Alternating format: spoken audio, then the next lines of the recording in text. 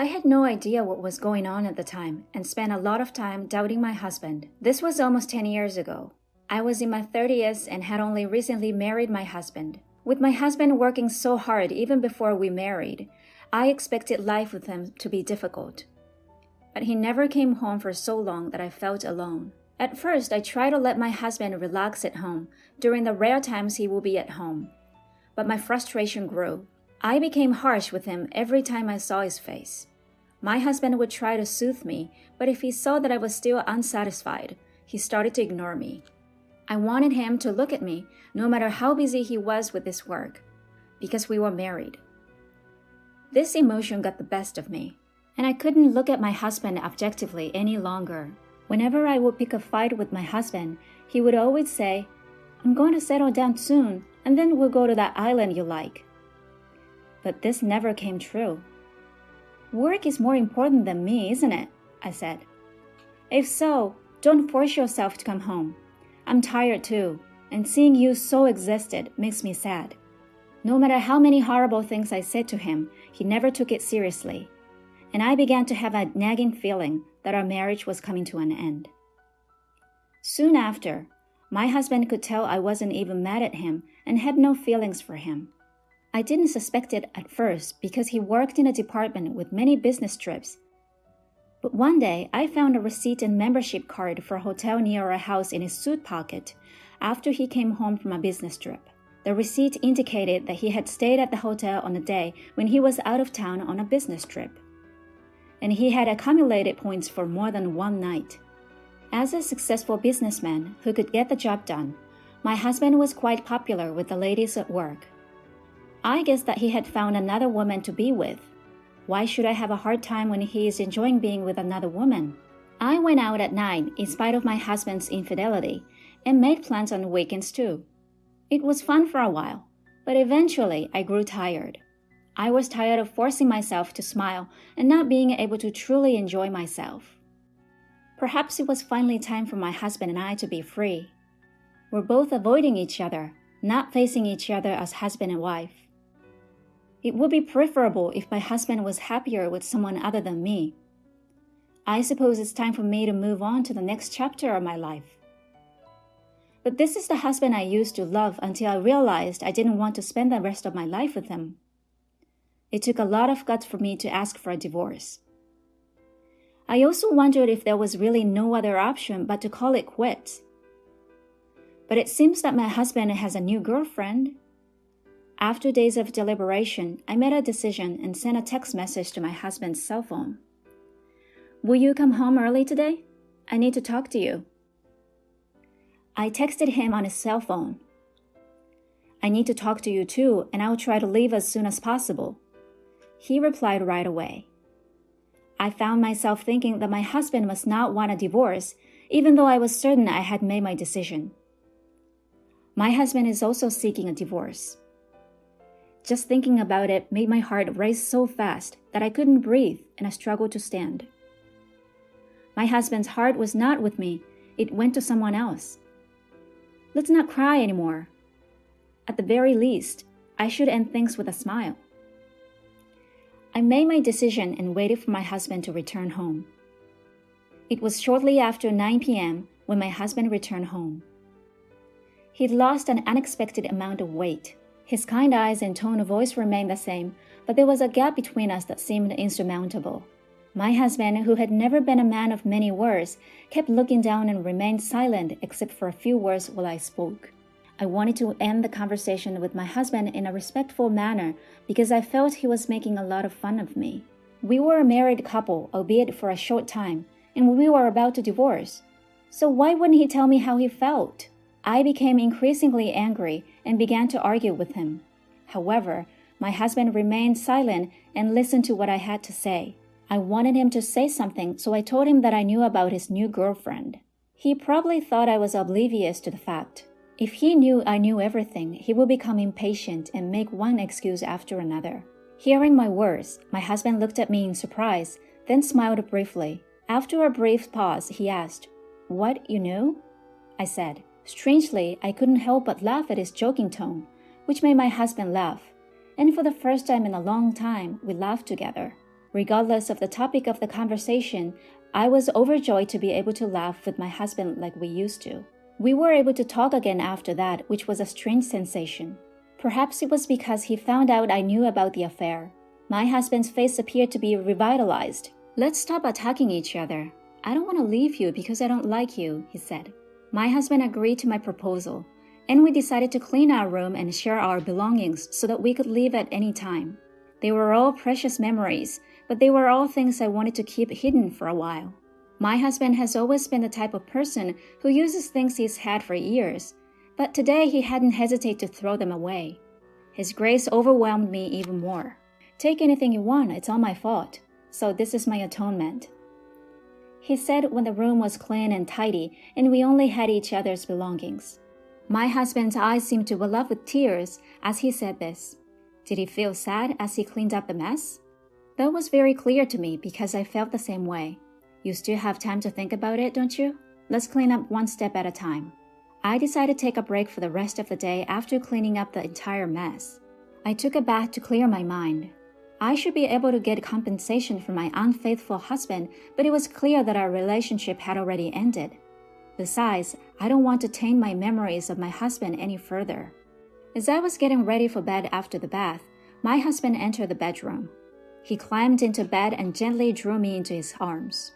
"Hey, this is weird, and I feel bad for your girlfriend," I said. My husband said quietly, "Just one more time, I want to be by your side." I stiffened slightly. He was trembling as he wrapped his arms around me. "Are you crying?" I asked him, but he didn't respond. I noticed that his body was lighter and more bony as I stroked his back. "Are you sure you're well? You appear to have shed some pounds." When I said this to him, his body stopped shaking. "I've been cutting weight," he said, pulling his body away from mine, taking a deep breath.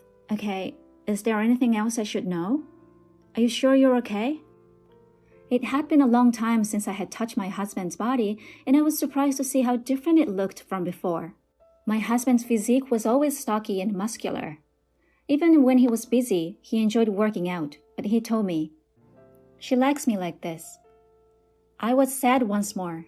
He's doing it for her. Why doesn't he just forget about me if he enjoys being with her so much that he loses weight? I see, then there's no need to cry because it's the last day, or is it tears of joy? To keep my sadness at bay, I said something sarcastic that I didn't need to say. "You're still the same. I like that part of you too. I wish you a happy life from tomorrow. I'll be praying for you wherever you are," my husband said lightly. After saying that, my husband began to snore. He was a man who moved at his own pace until the end. I hope so as well. I fell asleep after murmuring to his sleeping face. I overslept the next day because I had stayed up late cleaning up the room the day before. My husband was no longer in bed when I awoke. When I entered the living room, I noticed an A4-size envelope on the table, and when I opened it, I discovered a bank book and a slew of documents inside. When I removed everything, I discovered that it was related to our marital property. There was also an unusually large sum of money in the bank book in my name. And I discovered the divorce papers in a small envelope. My husband's section had already been filled, so all that remained was for me to complete and submit mine. In a panic, I dialed my husband's cell phone, but it was disconnected because it appeared to have been cancelled. I spent several days asking about my husband's whereabouts with his parents and friends, but none of them would tell me. I had no choice but to contact his company, where I discovered that my husband, the workaholic, had resigned a few months before. It would have made sense if he made a new girlfriend and left, but why go to such length? Why didn't anyone tell me anything? I've grown suspicious of people, and there appears to be no way to contact my husband. The mental fatigue that had been building up since before the divorce nearly crushed me. My husband had gone to the trouble of arranging compensation for me, and now that I was free, I decided to spend some time in a place I really enjoyed. We arrived at the remote island, which took nearly a day to reach from the mainland. The island was depopulated and about 3,000 people lived there. I had visited the island once with my husband and was captivated by its natural beauty and the slow flow of time. My husband promised that we would return to the island once his work was completed. I miss my husband, but maybe what I need now is the peace and quiet of that place. I quit my job and moved to this remote island a few months later after renting the house to someone else. It was a risky move on my part, but I knew I couldn't stay in my house any longer. I'm not sure how my husband paid off the mortgage, but I know he worked very hard. But there were too many memories to keep living alone in the house. However, I didn't want to waste my husband's efforts, so I didn't want to just let it go. There are many strange things, but I can't ask my husband about them anymore. I plan to spend time on this quiet island, relaxing and letting myself go. I began to adjust to island life and became acquainted with my neighbors. I had enough assets to live a normal life without working, but I realized that doing nothing was even more depressing. So I started working as a sort of helper, assisting the elderly neighbors with their problems. I was initially treated as an outsider, but as I became more used to the work, I was relieved to be accepted as one of the islanders. As I was settling in, I learned from a coworker that a new client had arrived from the main island for medical treatment. He had become ill and had chosen this island as his final residence because there was no treatment available. Moving to this island with no medical facilities would be difficult, unless you're very prepared to move to this island in that condition. I was thinking that being in charge would be difficult when the new client asked for a visit, and I was the only one free. I had heard about his medical condition, so I was nervous as I went to his house. We arrived at a small house on a hill with a view of the ocean.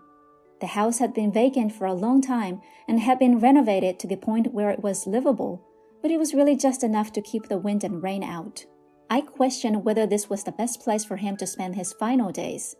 With concern, I rang the doorbell. "Come in," a small voice said, barely audible. I gave my usual greeting and entered. I found my client sitting in front of a window, the sun and wind streaming in. I couldn't see his face because it was backlit, so I squinted as I approached. "It's a pleasure to meet you today, sir." As I looked at the face that had turned to me, I was speechless. My ex-husband, sat there. We were both taken aback. We just stood there staring. My husband initiated the conversation. "You found me out," he said. He was mischievously smiling, like before. "What exactly are you doing here?" I was so confused by my husband's presence, the fact that he wasn't supposed to be there, as well as the information I had heard at work, that I couldn't speak properly. My husband grabbed my hand and forced me to sit next to him. He sat next to me and held my hand until I relaxed. I couldn't think of anything to say to him, and as I sat there, I heard a voice at the door. I wiped my tears and opened the door, where an elderly man stood. He seemed surprised to see my tear-stained face, but he bowed, went inside, and sat down next to my husband. "How are you doing today?" he inquired. He spoke in a soft voice. My husband said that there was nothing unusual and began chatting with him. The elderly man was most likely the island's only doctor. I remembered my colleagues telling me that there were no inpatient facilities on the island and that the clinic nurse and doctor were the island's lifelines. So it appears that my husband came to the island to spend his final days here. Although it was his decision, I listened intently to their conversation. I was wondering if there was anything I could do to help. My husband's doctor left after about 10 minutes of casual conversation. I couldn't help myself and ran after him. I guess my flustered appearance startled him again, but when I told him of our relationship, he seemed to understand. I questioned the doctor about my husband's condition and future treatment, but he said, "I can't tell you without his consent." Maybe he felt sorry for me and said, "He won't be able to walk by himself very soon. It seemed a shame for him to spend his final days alone, so please be there for him." I was stunned. What became of my husband's girlfriend? I returned back to the house with heavy steps, where my husband was waiting. My husband appeared to have anticipated my questioning the doctor and greeted me with a smile. "You're back." I couldn't leave without my husband, so I asked him to let me spend the night. My husband's house was only a few pieces of luggage and a couple of futons. It was the first time I'd slept with my husband since we discussed divorce. As I cuddled up under the covers with my husband, we told each other how we got here. I was eager to ask about his illness, but I decided that it wasn't time to talk about painful topics, so we reminisced. This was also due to my feelings about his relationship with her. I asked him if he hadn't brought her to the island before I asked to stay, but he just laughed and covered it up. The fact that he didn't say anything suggested that there was a sad event. I was careful not to hurt his feelings by asking any more questions. The next day, I informed my employer of what had occurred and decided to take some time off. I want to spend what time my husband had with him. I took my husband, who couldn't walk very far, around the island in a wheelchair. There were places I remembered from my previous visit, places and scenery I wanted to show him for the first time. It was satisfying just being together. I wish we'd been this close when we were married. Even after my divorce, I discovered that the feelings I had grew stronger. But there's nothing I could do about it now. My husband would be confused if I told him. Like friends, I would stay by his side. The good times were fleeting, but the disease was gradually taking its toll on my husband. His physical strength had deteriorated to the point where he could no longer go out or even take the long-awaited walks.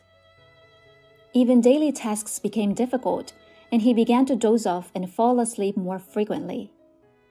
The doctor came to see him every day, but the only relief was that he was no longer in pain, and I couldn't believe that this was natural and that he would leave me so soon. I nursed my husband, never leaving his side for a second, so he wouldn't be alone when he awoke, which could happen at any time. Sometimes he'd wake up and tell me the rest of the dream he just awoke from, and other times he'd tell me about long-ago memories as if they just happened. I loved every moment, and this love exacerbated my sadness. My husband gradually stopped waking up after that. When we stopped talking, I stayed by his side, reading his favorite books and telling him about the sights and sounds I'd missed so he could understand. I wanted to tell him about a beautiful sunset one day, so I held his hand and tried to speak to him. My husband's hand was cold to the touch. He was barely breathing, and his chest moved in an unnatural way. I panicked and called the doctor, who said he would be there right away. I waited for him, feeling as if my heart was being ripped out of my chest by the out-of-control situation. I hoped it was a misunderstanding. I wanted him to reassure me that everything would be fine. However, when the doctor arrived, he took a look and said, "His blood pressure has already dropped quite a bit. Let him go in peace. I believe he wants you to stay with him, so I'll sit this one out. Don't worry, I'll be right there if anything happens, so please stay by his side." The doctor then said goodbye to my husband and walked out. So the time has come. I knew it would come, but it was unbearable. I was delighted to have met you. There were some challenges, but the truth is that I adore you. I held my husband's hand and whispered in his ear. Then my husband gently squeezed my hand back. It was medically impossible, but I clearly felt it. Soon after, he took his last breath and died quietly. I couldn't stop crying, but I was glad to have been there for him at the end. I was so busy after he had died that I didn't have time to mourn until after the burial. When I finally got home after cleaning up my husband's belongings, I noticed that mail had accumulated like a mountain. I was struck by the nostalgic handwriting I discovered as I went through them one by one. My husband had written dozens of letters. I wondered how long it had been since I had spent every day with him, trying to keep as close to him as possible. His letters started on the day of our reunion. My husband had moved here in the hope of seeing me again, but he didn't expect to actually find me here. It was difficult for him not to notice how surprised and delighted he was, it read. I couldn't stop laughing at how funny my husband's letters were. And the fact that my husband felt that way was the best compliment he could have given me. The date on the letter indicated that he had been posting it every day, but his handwriting became more dirty and the length of the letter became shorter as the days passed, clearly demonstrating the progression of his illness. With sadness, I continued reading. But my eyes stopped at one point. He had written the truth about our divorce. My husband's illness started during our marriage. When he discovered it, there was nothing they could do to help him, and the treatment he received as his last hope was ineffective and only had side effects. My husband made plans to divorce me because he didn't want me to spend the rest of my life with this disease, and I fell right into his trap. He had no idea I'd suspect the existence of another woman, but he didn't deny it because he thought he could give a lot of money to me as compensation. Because I no longer required medical treatment, I wanted to liquidate all of my assets so that you could live freely, he wrote. What hurtful words I'd hurled at my husband, who had thought that far from me. I sincerely apologized. Tears flowed uncontrollably. Then there was a knock on the front door. I wiped my tears quickly and opened the door to find my doctor standing there. What brings you here, doctor? I inquired. When I asked, he handed me a sealed envelope. The envelope was identical to the one I had just read from my husband. He asked me to post it every day. He wrote a few days' worth of letters before he fell into a coma, and he entrusted them to me. I couldn't refuse, and this is the last letter. He asked me to give it to you when you return to your home. So that's what this was about. This was my husband's final letter. I thanked the doctor and read my husband's letter alone. When I opened it quietly and calmly, I found a thin but clear note that said, "Thank you, I love you." We had come so far, but our hearts remained connected. I love you too. When I said this, I thought that I saw my husband's portrait's mouth smile a little. I am still living on this island, decades after my husband died. I am now officially recognized as an island resident. I built a grave next to where my husband's house used to stand, the day I was sure I'd never leave the island. My husband used to look out the window every day, and I'm sure he still does. I intend to join him there one day, and I am at peace and very happy to be surrounded by memories of my husband. Thank you for sticking with me until the end. I'll see you in the next video.